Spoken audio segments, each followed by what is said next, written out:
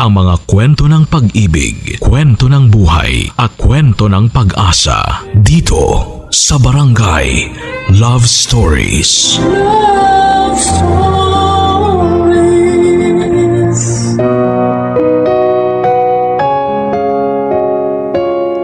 Ang tadhana ang nagdidikta kung ano ang maaaring mangyari sa atin. Sinasabing para mas maging organisado ang lahat sa buhay ay kailangan ng pagpaplano. Paano kung may mga bagay na mangyayari na hindi kasama sa plano mo pero matagal na palang plinano ng tadhana para sa iyo? Si Matt ay isang responsableng tao, kahit na anong mangyari ay hindi niya pababayaan ang kanyang pamilya, kaduguman o hindi. Takot siyang makapagpasama ng loob ng iba, lalo na sa mga minamahal niya. Laki sa hirap si Matt, kaya ang utang na loob ay napaka-importante para sa kanya. Pero ano kaya ang gagawin niya kapag naipit siya sa pagitan ng pagmamahal at ng utang na loob? Pakinggan ang mga nangyari sa ating kabarangay na si Matt sa mga bagay na hindi sinasadyang aksidenteng pisikal at emosyonal na naganap sa kanya. Dito lamang sa mga kwento ng pag-ibig, buhay at pag-asa sa nangungunang Barangay Love Stories. Dear Papa Dudut, ako po si Matthew, pero Matt na lamang ang itawag niyo sa akin. Sa kasalukuyan ay 32 years old na. Ang aking pong ilalahad na kwento ay nangyari 6 na taon na ang nakakalipas. 26 na taon po ako noon at taga Mindanao. Noong panahon na yon ay 2 taon na akong nakakagraduate sa college. Medyo nahirapan po ako makahanap ng trabaho, kaya tumutulong ako kina tatay at nanay sa paggawa ng mga basket. Yun po ang ikinabubuhay namin, Papa Dudut. Doon din po nila kami pinagtapos ng kapatid ko hanggang sa kolehiyo. Si ate nasa ibang bansa na noong panahon na yon, isa siyang caregiver sa Canada. Si ate ang nagpapadala ng pera para din pandagdag sa kinikita namin sa paggawa ng basket. Nahihiya na po ako kay ate at mas nahihiya na ako sa mga magulang ko dahil nga po sa wala pa din akong nagiging trabaho. Kahit na ayaw ko po ay binibigyan pa din ako nila tatay at nanay ng pera. Ayaw nilang magpapigil, kaya ang ginagawa ko na lamang po ay iniipon ko ang perang ibinibigay nila. Nang malaki na po ito ay doon na ako nag-decide na magpaalam kina nanay at tatay na luluwas ako ng Maynila para makahanap ng trabaho. Kahit ayaw nila ay napilit ko pa din sila. Alam nila ang nararamdaman ko. Kahit na hindi nila pinaparamdam na nagiging palamunin na ako, ay nasa utak ko po ang sitwasyon ko. Napakahabang kumbinsihin pero napa-oo ko pa din sila. Sa totoo lang, Papa Dudut, mga senior citizen na sila at ayoko na sana silang iwan, pero ayoko naman pong umasa lamang ng umasa at hindi gumawa ng paraan. Dahil nga po sa pagpayag nila ng pilit ay nakaluwas ako ng Maynila. Papa Dudut, wala kaming kamag-anak sa Maynila, kaya sa Palaran talaga ang pagpunta ko. Una kong plano ay makahanap ng murang kwarto na pwedeng upahan para mapag-iwanan ng gamit ko at may matutulugan sa gabi. Isusunod ko po ay ang paghahanap naman ng trabaho. Habang naghahanap ako ng mga bakating kwarto, ay hindi ko namalayan na nasa halos pagitna na pala ako ng kalye. Nagmadali akong bumalik sa bangketa dahil sa takot na masagasaan ay naging aligaga naman ako masyado. Natatakot tuloy akong tumawid at hindi talaga ako tatawid hanggang hindi kulay pula ang traffic light. Pero kahit pala maingat ka ay maaari pa din na may mangyari sa iyo.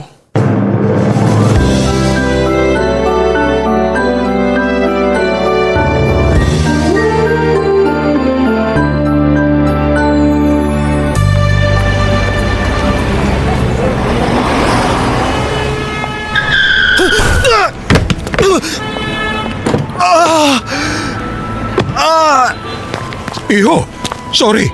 Halika, tulungan kita. Aray! Sandali po! Masakit po yung bewang ko. Ha? Kaya mo bang tumayo? Hindi ko po alam. Masakit po talaga eh. Sorry talaga. Hindi ko sinasadya. Okay lang po. Ipwesto nyo na lang po ako dun sa gilid tapos pwede na po kayong umalis. Ay hindi. Dadaling kita sa ospital. Mahirap na. Baka kung ano pa nadali sa'yo. Huwag na po. Nakakahiya naman po. Ikaw ang nasaktan. Ikaw pa ang nahihiya. Ayos lang po ako. Hindi.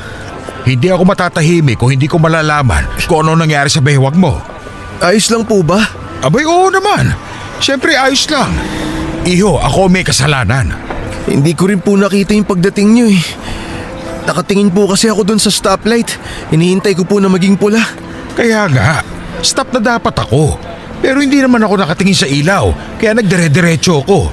Nahagip tuloy kita. Nakakahiya naman po itong nangyari sa akin. Bakit nakakahiya? Eh hindi mo naman kasalanan. Salamat po at di nyo ako iniwan. Hindi ko pwedeng takbuhan ang responsibilidad ko. Eh kaya mo naman tumayo. Tingin ko po medyo kaya ko po. Masakit pa pero parang kaya ko na po. Oo, pero huwag mong pilitin kung masakit ha. Tatawag na lang tayo ng ambulansya. Naku, wag na po. Ang laking abala kung tatawag pa kayo ng ambulansya. Sabihin mo lang kung kaya mo nang tumayo. Pasensya na po pero pwede po ba ako magpaalalay patayo? Oo naman, halika na. Kaya ba? Huwag muna kung hindi. Salamat po. Kaya ko po. Medyo sumakit lang. Ayan, nakatayo ka na. Ngayon, kaya mo bang maglakad papunta sa kotse? Kaya naman po, kaso mabagal. Okay lang. Halika, aalalayan kita. Salamat po. Sandali ha, bubuksan ko ang pinto ng kotse. Salamat po. O ayan, dahan-dahan ang pagpasok at pagupo. Ayan.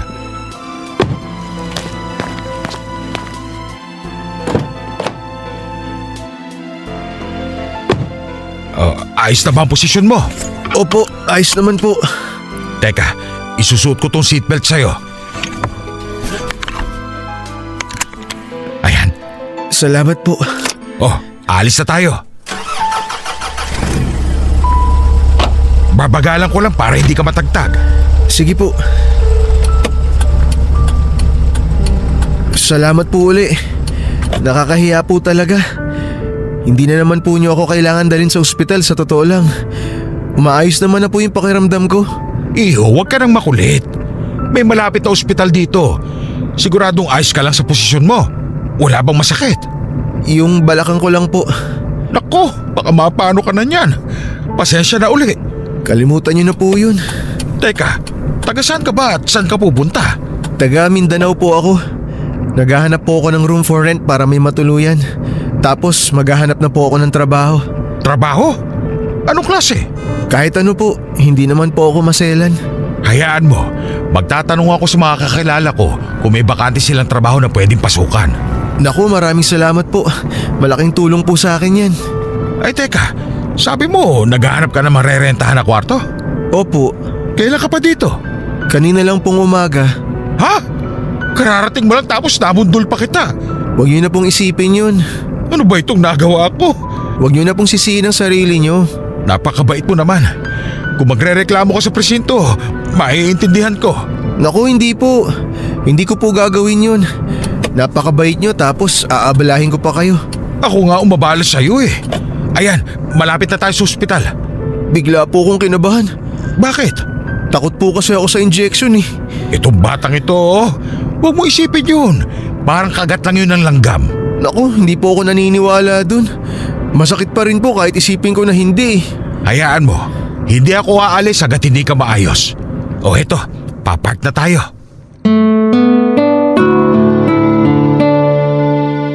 Papa Dudut, napakabait ni Mang Norming. Hindi niya ako iniwanan hanggang hindi naaayos ang lahat.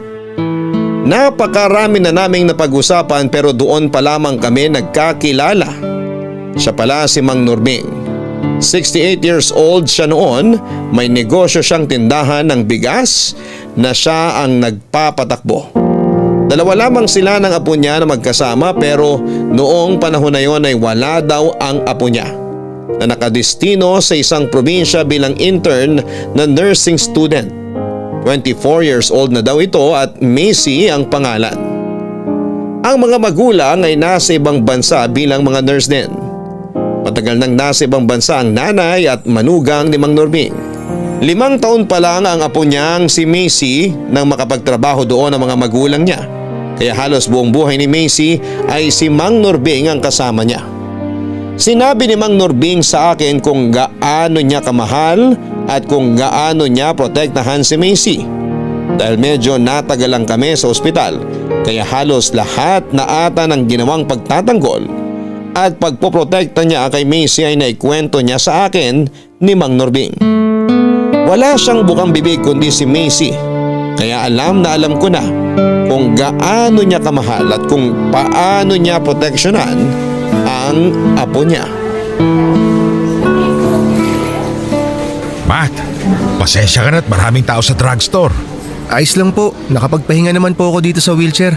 Kamusta na pakiramdam mo? Ayos na po ako. Sandali, Bakit po? hindi ka pa ayos. Po? Sinabi ng doktor na baka mahirapan kang gumalaw na 1 linggo o baka umabot ng buwan. Depende daw. Kaya huwag mo daw puwersahin dahil baka lumala. Po?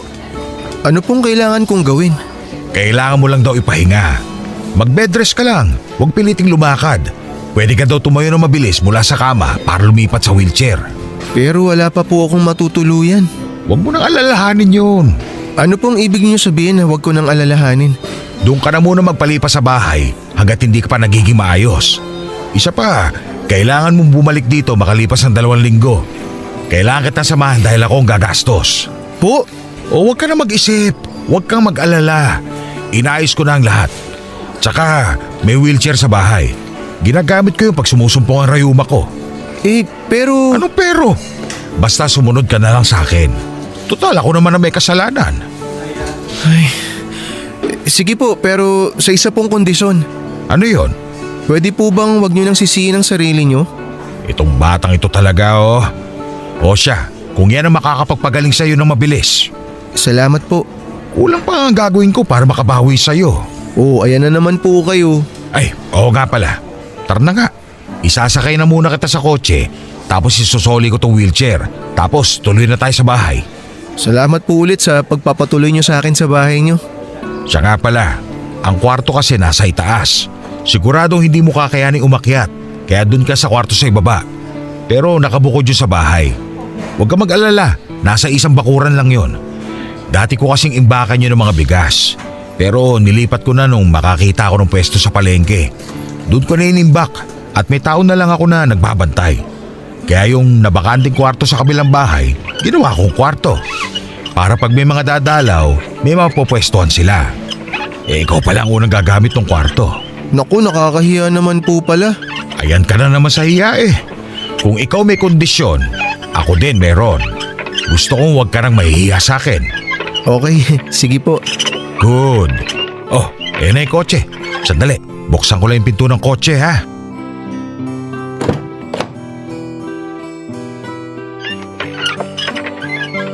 Oh, aalalayan kita pagsakay sa kotse. Dahan-dahan lang ha.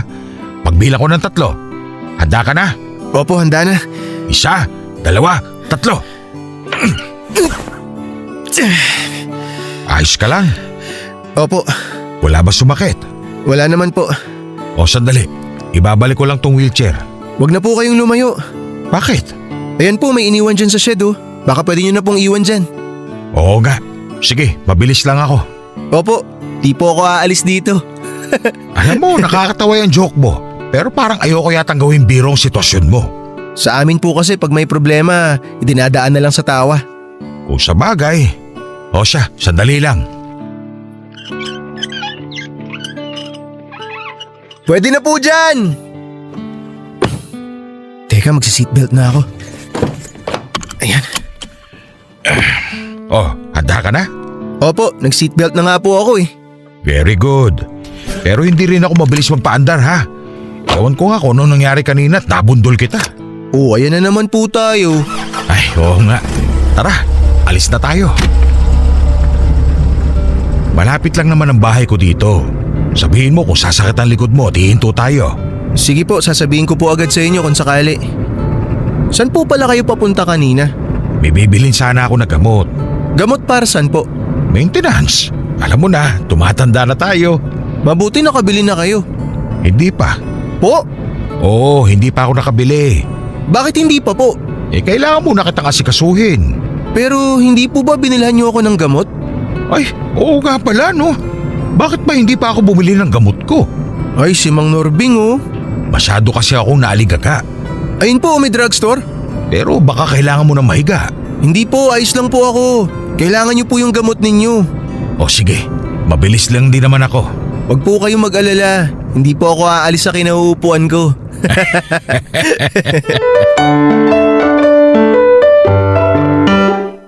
Papadudot malaki ang bakura nila, Mang Norbing.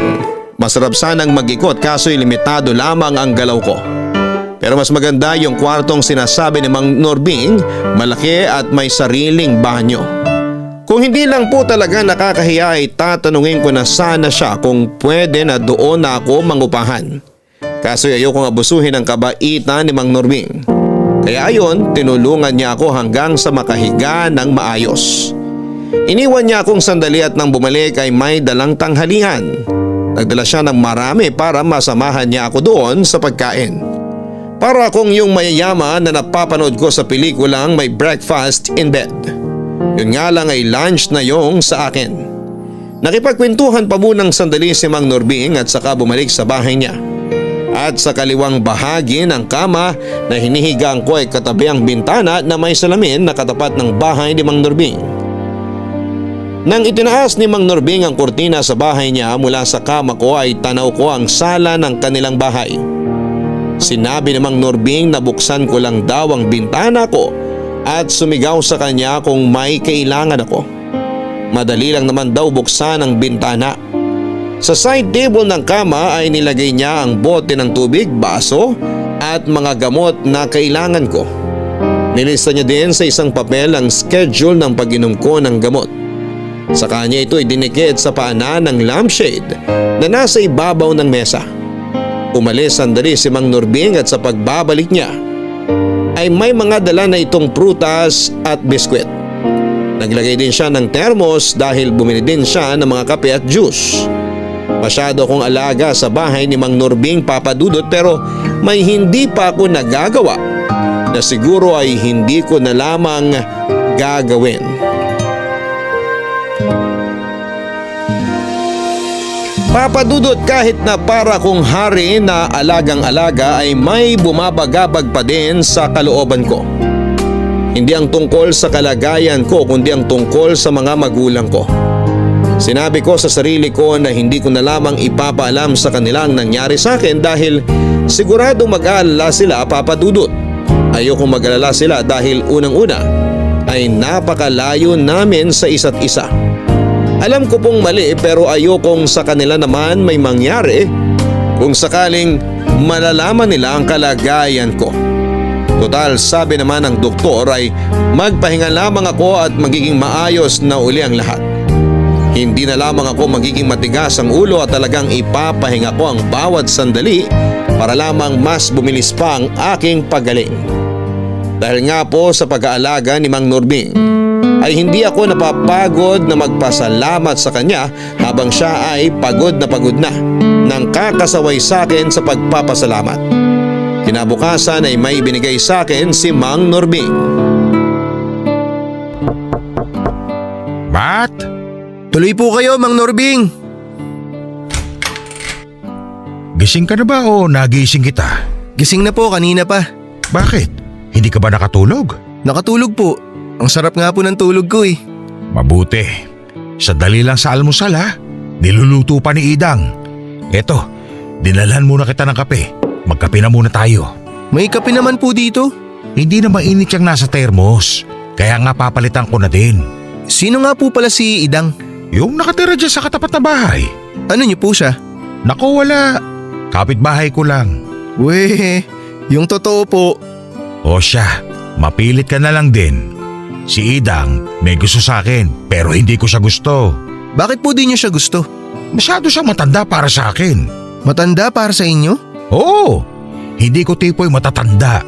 Bakit po, ilang taon na po ba si Aling Idang? Baliktaran. Baliktaran? 69. 69? Oo, Kayo po, ilang taon na po kayo?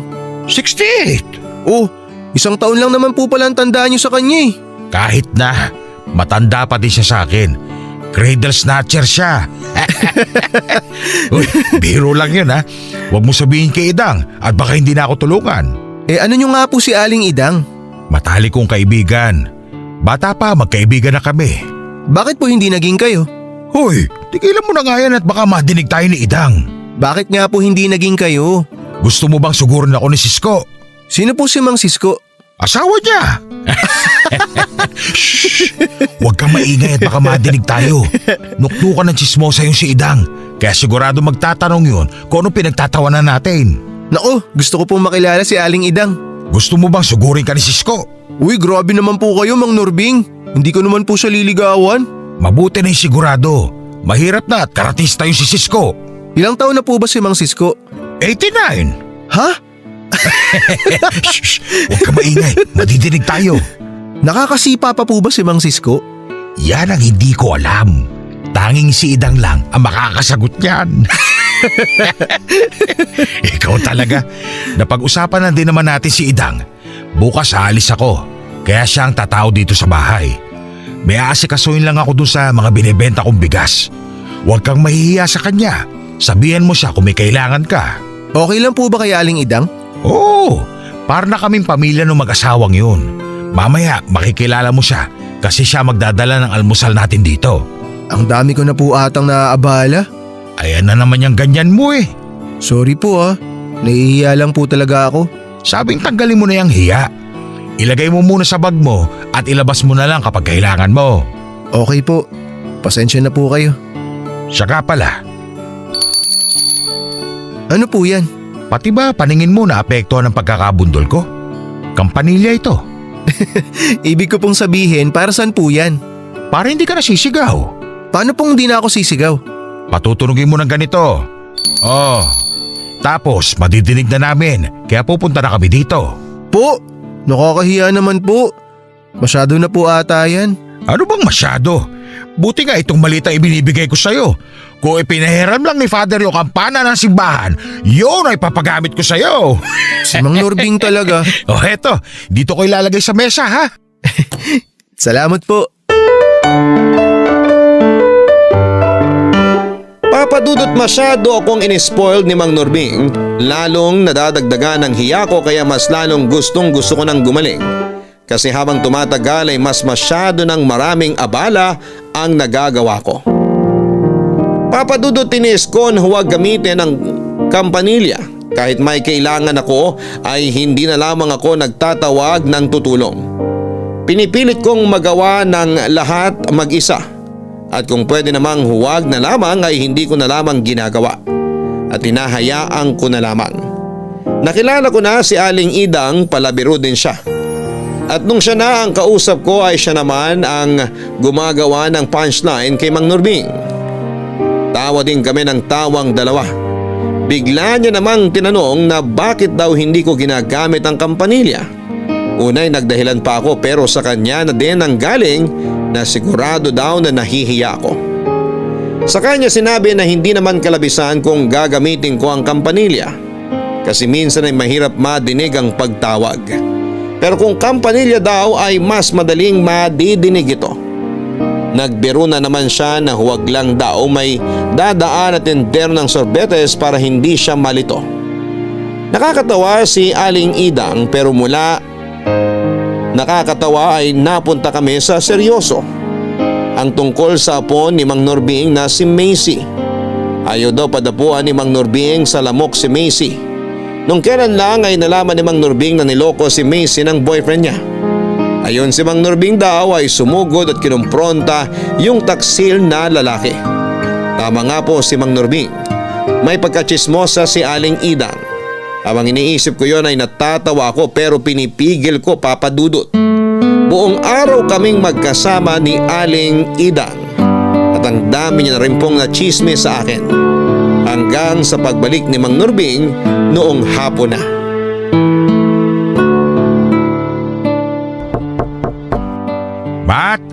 Mang Norbing, tuloy po kayo. Nakabalik na po pala kayo. Kadarating ko lang. Si Aling Idang po pala nasa kabila. Oo, pinauwi ko na din para makapagpahinga. Nakakahiya nga po eh. Huwag kang mahiya kay Idang, mabait yun. Opo, mabait nga po si Aling Idang. Tsaka marami po siyang kwento. Sino-sino ba ang chinismis niya? Wala naman po siyang chinismis. Yung mga kinuwento niya po yung tungkol sa mga kapitbahay niyo. O edi chismis ka. Si Idang talaga oh. Ang saya nga po niya kausap eh. Kaya lang, Ano?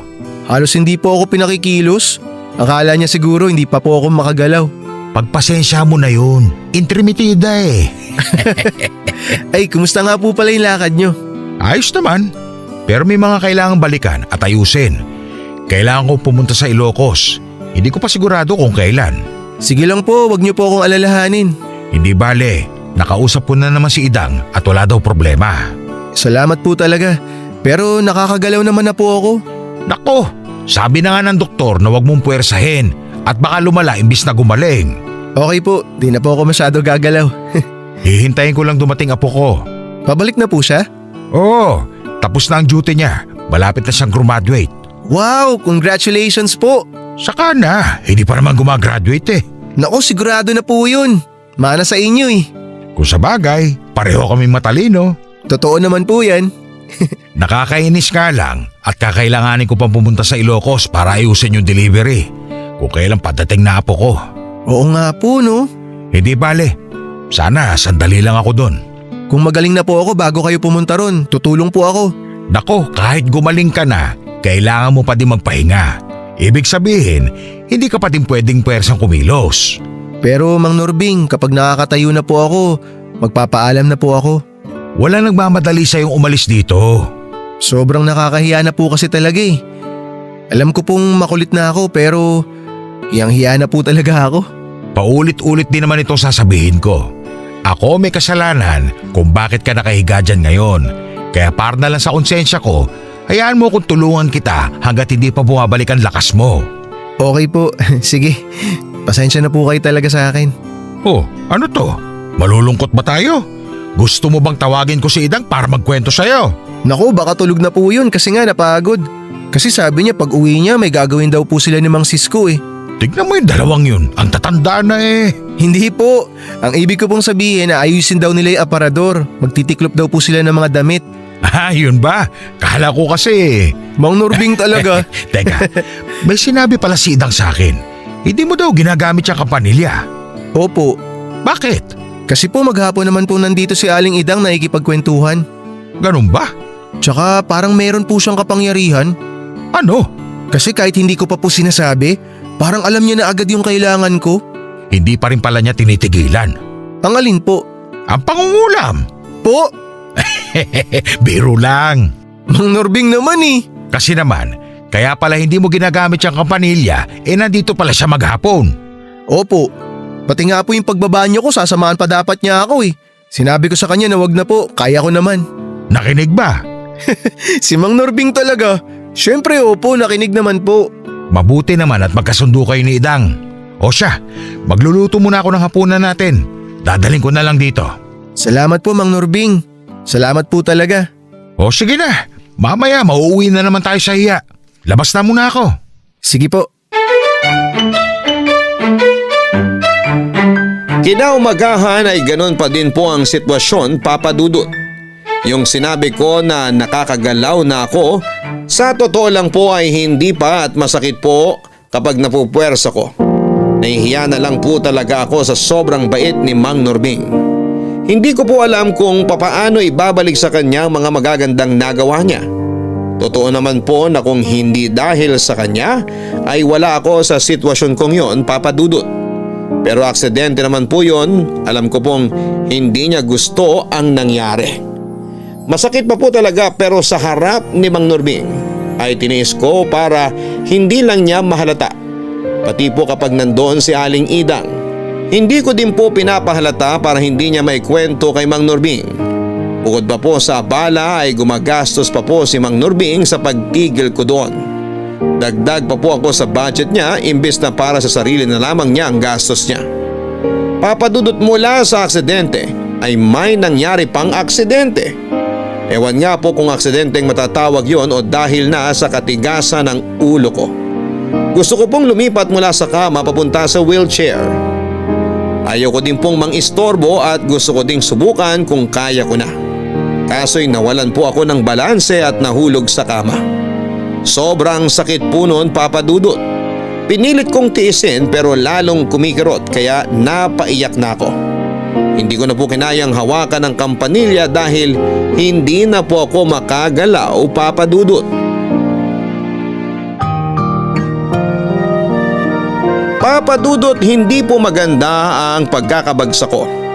Dahil ang likod ko na napuruhan ng pagabundol sa akin ng kotse ay ang mismong unang bumagsak sa semento. Hindi na din po ako makasigaw dahil sa sobrang sakit. Umiiyak na lamang po ako at mabuti ay pumasok si Aling Idang at nakita ko. Napahiyaw si Aling Idang kaya napatakbo naman si Mang Norbing. At saka ako nakita, Papa Dudut.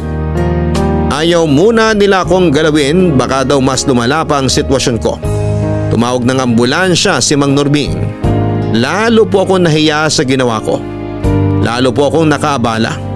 Pinauwi din po ako kaagad ng doktor, hindi ko po alam ang sasabihin kay Mang Norbing. Pero sa nagawa ko ay wala akong naramdamang galit kay Mang Norbing. Sinabi niya lamang na sana'y huwag na akong magpilit at nandun naman sila para umalalay sa akin. Humingi ako ng tawad. Inintindi ni Mang Norbing ang hiya ko kaya pinapanatag niya na lamang ang kalooban ko. Kinabukasan ay kinausap ako ni Mang Norbing. Kailangan daw niyang umalis at asikasuhin ang sakahan dahil nagkakagulo na sa delivery. Doon ko nalaman na may sarili palang taniman ng palay si Mang Norbing sa probinsya. Ang mga naaani ay siya namang binebenta niya dito sa pwesto niya sa Maynila. Sinabi niya sa akin na pupunta-puntahan ako ni Aling Idang. Huwag daw akong mahiya kay Aling Idang para huwag nang maulit ang aksidente. Umuon na lamang po ako dahil nangapo sa hiya ko sa nangyari. Sinabi din niya na tutulong ang apo niya na si Macy na pauwi na rin. Hindi na sila mag-aabot dahil kailangan ng umalis kaagad ni Mang Norbing. Umalis din siya matapos naming mananghalian at si Aling Idang na ang umasikaso sa akin. Makulit si Aling Idang sa kakapaalala na huwag kong pilitin ang sarili ko. Hindi po ako naiinis sa kulit niya kasi alam kong puro ang senseridad niya sa pagsasabi sa akin. Kinabukasan ng gabi naman po ay dumating na si Macy pero hindi ko siya nakita noon. Kasi gabi na nang dumating siya kaya nagulat ako ng kinabukasan ay may kumatok. Akala ko ay si Aling Idang si Macy pala. Nabigla ako na nagulat na natulala pa, Papa Dudut. Maganda pala si Macy at hindi lang yon. Para siyang babaeng bersyon ni Mang Norbing. Sobrang bait niya, nakagaya ng lolo niya.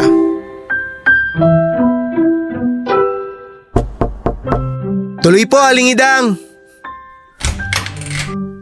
Ako ito. Ay, sino po kayo? Mukha ba kaming magkasing edad ni Nanay Idang? Po? Hindi naman po. O pues, wag mo na akong ipo. Ako si Macy. Ah, ikaw yung apo ni Mang Norbing. Ako nga. Pasensya ka na Saan? sa pang-aabala ko sa lolo mo. Ano bang abala? Hindi ka abala. Nahihiya kasi ako eh.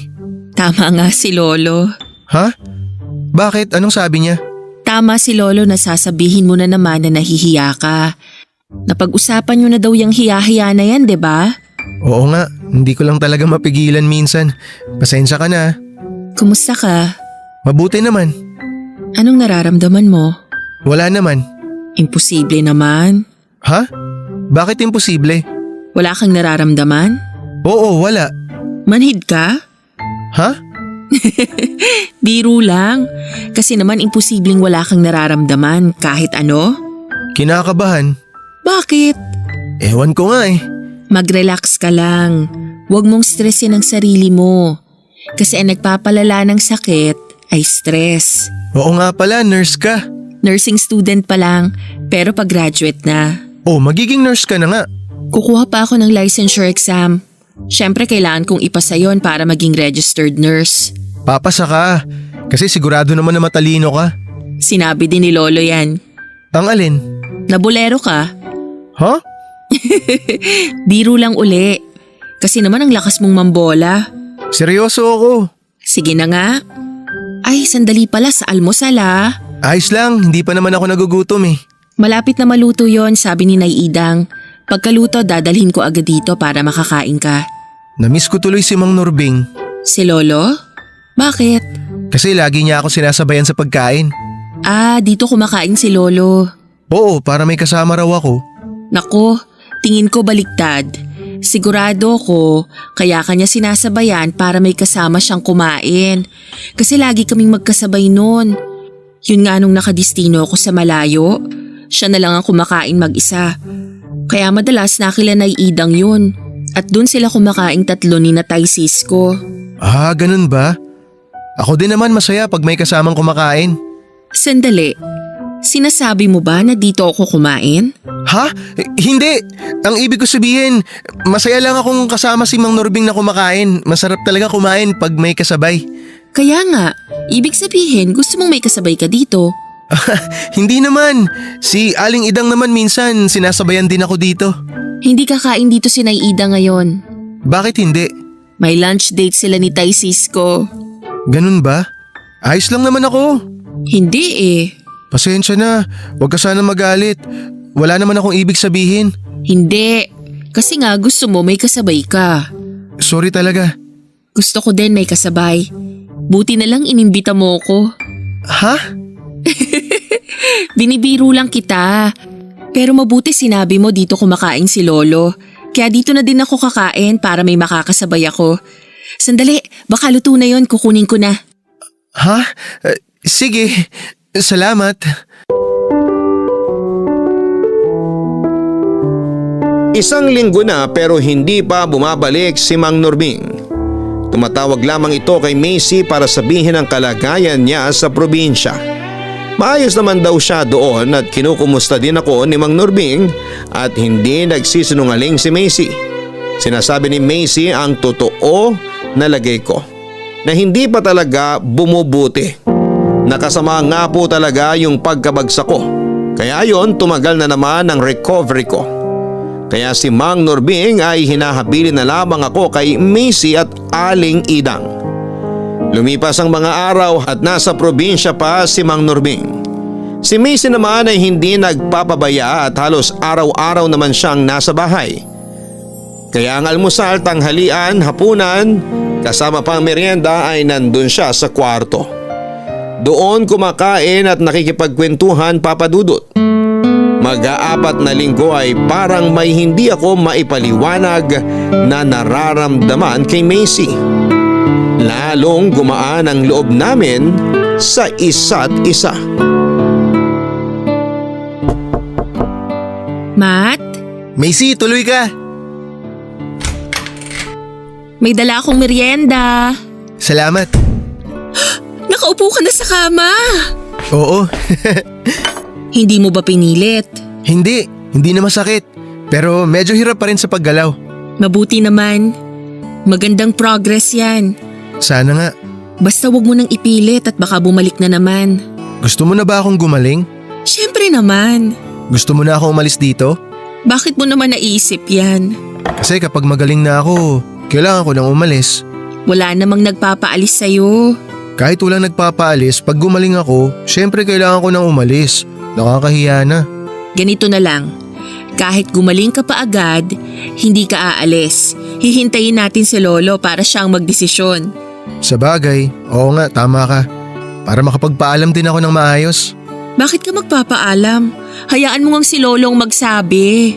Kailan ba babalik si Mang Norbing? Alis na alis ka na ba? Hindi naman. Naiisip ko lang kasi siya. Baka 2 hanggang 3 linggo pa daw. Mahigit 1 buwan na siya dun ah. Oo, kailangan niyang ayusin yung sakahan para maisaayos sa mga delivery ng bigas. Dapat kumuha na lang ng tao si Mang Norbing para parelax-relax na lang siya. Tama ka. At may naisip na ako kung sino. Sino? Ikaw. Ako? O di ba naghahanap ka ng trabaho? O eto na ang chance at ipipilit ko talaga kay Lolo na kumuha na ng tao. Hindi na maganda sa kanya ang masyadong nagpapagod. Salamat. Sana pumayag si Mang Nurbing. Bakit naman hindi? Siyempre papayag yun. Sana nga. Tapos, sasabihin ko sa kanya na maging permanente ka na dito. Total wala namang gumagamit ng kwarto na to. Nakakahiya na ata yun. Hay nako, ayan na naman si Mr. Nakakahiya. Ayaw mo na ba dito? Hindi. Gusto ko nga dito eh. Pero dapat makapagtrabaho muna ako para may pambayad ako sa upa ko dito. Bakit ka pa magbabayad hindi naman talaga pinauupahan ito. Wala namang gumagamit kaya walang problema. At yung trabaho, hindi ba kay Lolo ka na magtatrabaho? Hindi pa naman siguradong matatanggap ako. Teka, ayaw mo ba yung trabaho? Baka pinipilit kita masyado. Hindi. Sabi ko nga kahit anong trabaho okay lang sa akin. Kaya nga, solve ng problema mo sa bahay at solve ng problema mo sa trabaho. Macy, Bakit? kasi pagpunta ko dito may dala akong pera na naipon ko. Pambayad ko sana yun sa uupahan ko kung sakali habang wala pa akong trabaho. Hindi ko pa nagagastos yun. Magaling. May bangko ka ba? Gusto mo i-deposito ko doon? Wala naman akong bangko. Pagaling mo, mag-open ka ng account para makaipon ka. Oo, gagawin ko yan. Pero yun sanang perang hawak ko, gusto kong ipadala sa mga magulang ko. Ha? Sige. Kasi ang alam nila nagtatrabaho na ako eh.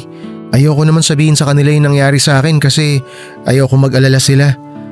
Kaya yung ipapadala ko, kunwari na lang, sweldo ko yun sa unang buwan ng trabaho ko. Ganun ba?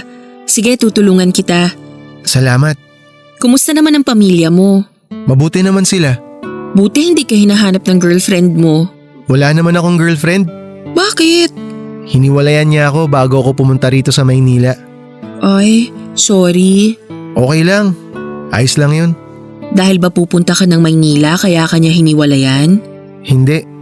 Humanap lang siya ng pagkakataon kung kailan niya sasabihin. Kaya nung nagpaalam ako na luluwas ako dito, ayun, sinabi niya na rin na maghiwalay na kami. Yun din ang akala ko nung una eh, na alis ako papunta rito kaya siya nakipaghiwalay. Pero napilit ko siya na sabihin sa akin yung totoong dahilan. Ayun, inamin naman niya na may gusto na raw siyang iba. Matagal na pala niya akong planong hiwalayan, hindi lang siya makakuha ng pagkakataon na magsabi. Nakakalungkot naman. Nung una oo, nakakalungkot talaga pero ayoko maapektuhan yung pangarap ko eh kaya pinilit kong makarecover agad. Tsaka masaya na ako ngayon. Oo, magsaya ka kasi matutupad ang mga pangarap mo. Bukod sa pwedeng matupad ang mga pangarap ko dito, masaya ako ngayon dahil sa'yo.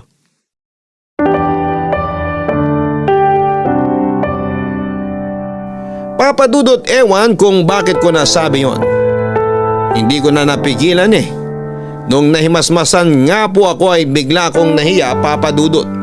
Pero nagulat ako nang sabihin din ni Macy na nahuhulog na din daw ang damdamin niya sa akin. Papa Dudut, hindi ko may paliwanag kung anong klaseng saya ang nararamdaman ko noon.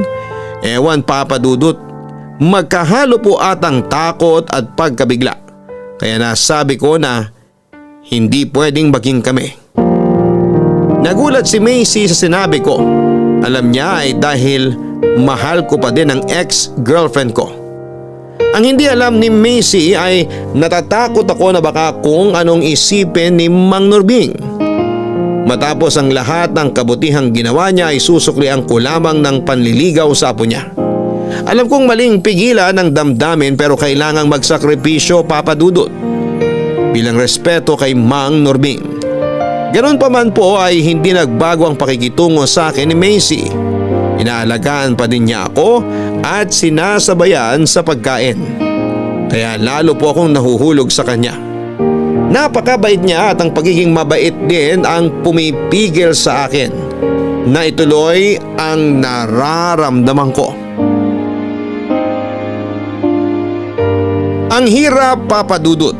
Gusto ko nang makalakad para makalis na ako sa bahay nila Mang Nurbing. Habang tumatagal ay lalo akong nahuhulog kay Macy at habang tumatagal ay nahihirapan ako dahil sa halo-halong pakiramdam. Pero ang nangingibabaw ay ang iisipin at mararamdaman ni Mang Nurbing kung sakaling liligawan ko si Macy. Kung hindi man ako makalakad kaagad, ay sana na lamang po ay bumalik na si Mang Nurbing para siya na lamang ang nakakausap ko at hindi na si Macy. Hindi patas ang nararamdaman ko para kay Macy pero yun siguro ang mas mabuti. Kaya ko naman naiisip ang tungkol sa nararamdaman ni Mang Nurbing ay dahil din sa kwento ni Aling Idang tungkol sa dating manliligaw ni Macy. Pero Papa Dudut, paano ko iiwasan ang isang bagay kung isang hakbang na lamang lagi ang layo sa akin ang dahilan ng pag-iwas ko? Para akong lumalakad sa isang umiikot na plaka na kahit na anong bagal o bilis ng paglalakad ko ay mababalik at mababalik-balikan ko pa din yung iniiwasan ko.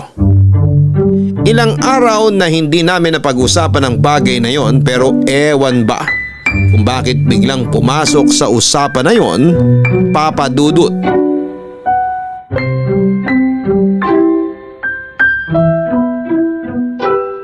Gusto mo ba ng kanin? Hindi na, busog na ako. Diretso ng pagkakaupo mo ha. Magpahinga ka lang sandali. Maya-maya, subukan natin maglakad. Salamat talaga sa Diyos. Alam mo, sinubukan ko kagabi. Nakakalakad na ako. Mabagal lang pero at least nakakatayo na ako tsaka nakakaakbang. Gusto mo makita? Oh, wag kang ma-excite. Baka mamaya mabigla na naman. Subukan uli natin tapos sabihin mo kung may nararamdaman kang sakit para tigil muna tayo. Hindi pwedeng pilitin pag masakit na ha. Oo, wag kang mag-alala. Hindi ko naman pinipilit. Hinay-hinay tayo. Umpisa dito muna sa paligid ng kwarto, tapos sa bakuran, tapos hanggang sa bahay ni Nanay Idang. Salamat din sa'yo kasi magaling ka mag-alaga. Para saan pa at naging gusto kong maging nurse kung hindi ako maalaga? Kung ikaw naman ang nurse, okay lang na magkasakit kahit paminsan-minsan. Tumigil ka nga dyan. Kung nandito ang girlfriend mo, baka naaway ka na nun. Oh, bakit naman siya napasok sa usapan? Bakit hindi? Eh di ba siya ang dahilan kaya ayaw mo na muna ma-in love? Kung bakit hindi pwedeng maging tayo? Hindi, may ibang dahilan. Ha? Ano? Wag na lang natin pag-usapan. Sige na, kung ayaw mong pag-usapan, kalimutan na natin ang usapang to. Wag ka sanang magalit sa akin. Halika na, subukan mong lumakad. Macy, wag ka sanang magalit. Hindi naman ako galit. Madali naman akong mag-adjust. Kung ayaw mo ng topic, edi kalimutan, ibahin, palitan. Hindi naman sa ayaw. Nahihiya lang ako. Natatakot. Ayoko magalit si Mang Nurbing sa akin. Bakit siya magagalit? Nakausap mo na ba siya? Baka hindi ko siya kayang kausapin sa totoo lang. Ayoko kasing isipin niya na sinamantala ko yung kabaitan niya. Matapos ng maraming magagandang nagawa at naitulong niya sa akin, liligawan ko yung apo niya. Eto ang sasabihin ko. Hindi ko alam kung paano nangyari, pero nangyari na lang na mahal na kita. Diretsong tanong, mahal mo din ba ako? Oo. Lolokohin mo ba ako? Hindi. O anong kinakatakot mo? Kung seryoso ka, maiintindihan naman ni Lolo yon. Pero… Ay, Matt. Huwag na nating pag-usapan to. Halika na nga. Subukan mo na uling maglakad. Dahan-dahan ka lang tumayo. Humawa ka sa balikat ko. Aalalayan kita. Macy… Pag hindi mo kaya, sabihin mo para iupo uli kita. Sige na. Subukan mong ihakbang ang kanang paa mo. Ayan, sige. Dahan-dahan lang. Oh, nakatayo ka ng mag-isa. Sige, dahan-dahan kang humakbang. Macy… Ayan, kaya mo na. Pwede ka nang maglakad sa bakuran para maibang nakikita mo. Macy, mahal kita. Mahal na mahal. Anong ibig sabihin nito? Lolo, Magandang tanghali po, Mang Nurbing. Huwag niyo akong paikutin. Papasok na sana ako nang marinig ko pinag-uusapan niyo. Mang Nurbing, hayaan niyo po ako magpaliwanag. Tumahimik ka! Ingrato! Matapos ang lahat ay pinakita ko sa iyo kabutihan, tutuklawin mo ako? Lo, hayaan niyo siyang magpaliwanag. Huwag kang makialam dito! Mang Nurbing, kakausapin ko naman po talaga kayo. Mali lang po na nadinig niyo ngayon. Mali! Ikaw ang mali! Maling tinanggap pa kita dito. O yan, nakakalakad ka na pala. Pwede ka na umalis. Lo, Mang Nurbing, huwag po kayong magalit. Patawarin niyo po ako. Ano pang hinihintay mo? Lumayas ka na! Layas! Lo, tama na po. Macy, wag na. Aalis na lang ako. Umalis ka na! Huwag mong kausapin ang apo ko. Bitbitin mo lahat ng gamit mo. Huwag ka na mag-iwan. Ayoko na makita ang pagmumukha mo dito sa pamamahay ko. Patawad po, Mang Nurbing. Maraming salamat po sa lahat. Paalam po. Lo, huminahon po kayo. Matt, sandali. Tumigil ka! Hayaan mo siya!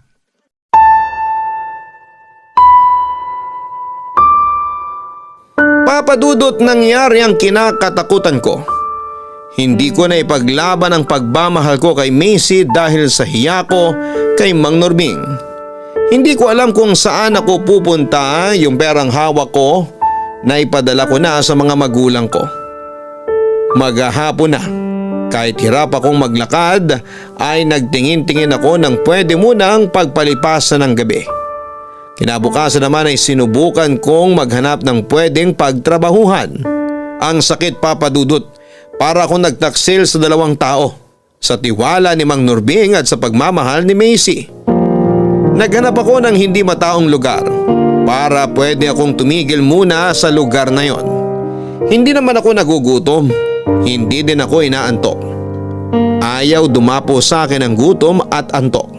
Nababalisa ako sa nangyari at iniisip ko din ang humingi ng kapatawaran sa maglolo. Pero palalamigin ko muna ang sitwasyon. Habang balisa ako ng gabing yon ay si Macy pala ay umalis ng bahay nila nang hindi nagpapaalam kay Mang Nurbing. Nang malaman ni Mang Nurbing na nawawala si Macy at nakitang may dalang ilang damit, ay agad siyang lumabas para hanapin si Macy. Ako naman na walang kalam-alam sa nangyayari sa maglolo ay isip ng isip. Nang mapansin ko ang isang babae na naglalakad sa kanto na may kadiliman dahil sira ang ilaw. Nang may mabilis na kotseng kakalikulang ang tumutok sa kinakatayuan ng babae. Parang hindi ko naramdaman ang sakit ng likod ko at napatakbo ako sa babae at hinila ito palayo sa rumaragasang kotse. Natumba ko paglampas ng kotse. Miss! Diyos ko! Matt? Macy! Ayos ka lang? Ayos lang kayo? Nasaktan ba? Lolo? Macy! Apo ko! Nasaktan ka ba? Ayos lang ako, Lo. Matt! Saan ka tinamaan? Hindi po ako tinamaan. Nasagi lang po ako kaya po ako natumba. Hayop siya. Hayaan niyo na po, Mang Nurbing. Wala naman po nangyari sa akin. Makakatayo ka ba? Medyo sumakit lang po uli yung likod ko. Halika, tutulungan kita. Dahan-dahan. Humawa ka sa akin. Salamat po, Mang Nurbing. Macy, salamat. Sige po, mauna na po ako sa inyo. Saan ka pupunta? Doon po sa kaibigan ko. Hindi! Dadaling ka muna namin sa ospital. Hindi na po. Ayos lang po ako. Huwag ka nang matigas ang ulo. Mabuti yung matignan ka na muna ng doktor. Halina kayo sa kotse. Dahan-dahan. Mang Nurbing, ayos lang po talaga ako. Kaya ko na po ang sarili ko. Salamat na lang po. Matt naman. Mang Nurbing, sana po patawarin niyo ako. Saka na natin pag-usapan yan. Ang importante, madala ka sa ospital. Pero Matt, makinig ka na lang. Oh, dito na kayo sa likod. Anong masakit? walang masakit. Ayos lang ako. Ayan na naman nakatigasan ang ulo mo, ha? Magsabi ka, Matt. Ayos lang po talaga ako. Nakakahiya na po na dadalhin niyo pa po ako sa ospital. Bakit ka mahihiya? Iba ka pa ba sa amin? Sumunod ka na lang at huwag mo ulit puwersahin ang sarili mo. Okay po. Lo, sorry po sa pag-alis ko. Umalis ka ng gabi. Ayan, munti ka na mahagip ng kotseng yon. Mabutit nandun si Matt. Lolo, galit po ba kayo sa akin? Apo kita, bakit ako magagalit sa'yo? Inuulit ko po. Humihingi po ako ng tawad sa inyo, Mang Nurbing. Ako din po, Lolo. Bakit ba kayo humihingi ng tawad? Hindi ba ako may kasalanan kaya nangyari na naman ang aksidente? Wala po kayong kasalanan. Ikaw, Matt, bakit ka humihingi ng tawad? Kasi sinira ko po ang tiwala niyo. Hindi ko po sinasadyang mapamahal sa apo ninyo, Mang Norbing. Pero wag po kayo mag-alala. Lalayo na po ako. Patawad din, Macy. Mahal mo ba ang apo ko? Opo. Pero hindi na po ako… Bakit ka nagpapaliwanag? Bakit ka humihingi ng tawad? Kung mahal mo ang apo ko, ipaglaban mo. Alam kong may respeto ka sa akin, pero rerespetuhin ko din kung ano ang desisyon nyo. Lolo, ano pong ibig niyong sabihin? Hindi ako tumututol sa pagmamahalan nyo. Ako ngayon ang patawarin nyo sa masasakit na nasabi ko kanina. Wala po kayong dapat na ihingi ng tawad. Mahal niyo lang po talaga si Macy kaya po kayo nakapagsalita ng hindi maganda. Opo, Lolo. Mahal niyo ako kaya ipinaglaban niyo lang din ako. Kayo po ang nagsabi niyan. Salamat. Ako po ang nagpapasalamat, Mang Norbing. Hinding-hindi ko po sisirain ang tiwala ninyo. I love you, Lolo ko. Kailan yung balak magpakasal? Po! Lolo, ano ba kayo? Manliligaw pa nga lang si Matt. Malayo pa po ang kasal sa isip namin. Kasi may mga pangarap pa kami. Si Matt yung makahanap ng trabaho at mataguyod ang pamilya niya. At ako naman ang makapagtapos at maging nurse. Ay, salamat. Yan ang gusto kong marinig.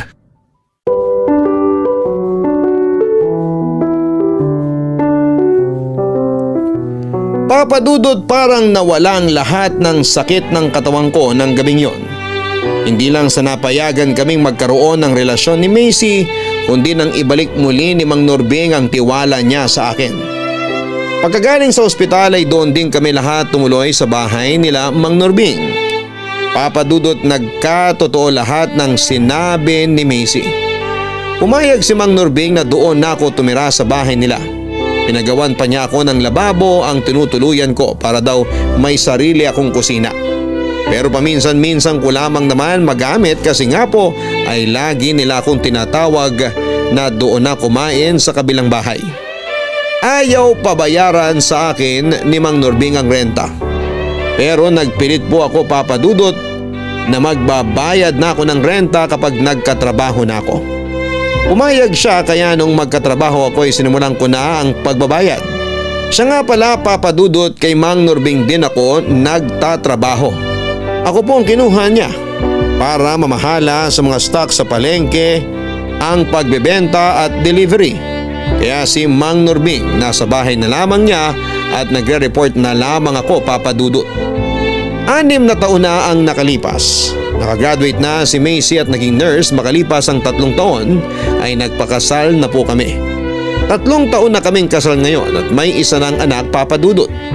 Dumadalaw na lamang kami tuwing weekend sa bahay ni Lolo Norbing kasi ako na ang namamahala sa sakahan niya sa Ilocos at si Macy naman ay nag-apply ng nurse sa isang ospital doon. Kaya nandun kami kasama ang anak namin. May nag-aalaga naman sa anak namin pero hindi ko siya iniiwan. Palagi ko siyang kasama sa sakahan. Si Lolo Norbing naman ay malakas pa at lalo siyang lumalakas kapag nakikita niya ang apo niya. Kaya lagi niyang iniintay ang weekend. Hindi na para sa akin ni Macy kundi para sa anak namin na apo na niya sa tuhod. Salamat po, Papa Dudut, sa inyong oras na ibinigay upang ilahad ang aking kwento. Ang inyong forever kapuso at kabarangay, Matt. Ang aksidente ay aksidente po. Walang sino man ang may gustong mangyari ito, kundi ang tadhana. Hindi sinasadya ni Matt at Macy ang magkagustuhan pero kahit pilitin nilang pigilan, ay pagkakataon na nag-uutos sa kanila na ituloy lamang ang kung anumang meron sa kanila. May mga mahal tayo sa buhay na maaaring masaktan sa mga desisyon natin. Pero tayo din naman ang magsasabi sa kanila na gawin man natin ang sariling kagustuhan ay hindi mawawala ang pagmamahal sa kanila. Maaaring sabihin ito sa pamamagitan ng pagpapaliwanag o sabihin po ito sa pamamagitan ng pagkilos. Dahil kung makikita nila na maayos naman ang iyong patutunguhan at tamang iyong naging desisyon, ay sila na mismo ang maniniwala sa iyo at sila na ang aamin na nagkamali sila. Hanggang sa muli mga kapuso, ako po ang inyong si Papa Dudut sa mga kwento ng pag-ibig, buhay at pag-asa. sa Barangay Love Stories number 1. Sabay-sabay nating pakinggan ang iyong kwento ng pag-ibig, buhay at pag-asa. Ipadala lang sa barangaylovestories@yahoo.com. Nagustuhan ng iyong napakinggan? Ituloy yan via live stream sa www.gmanetwork.com/radio.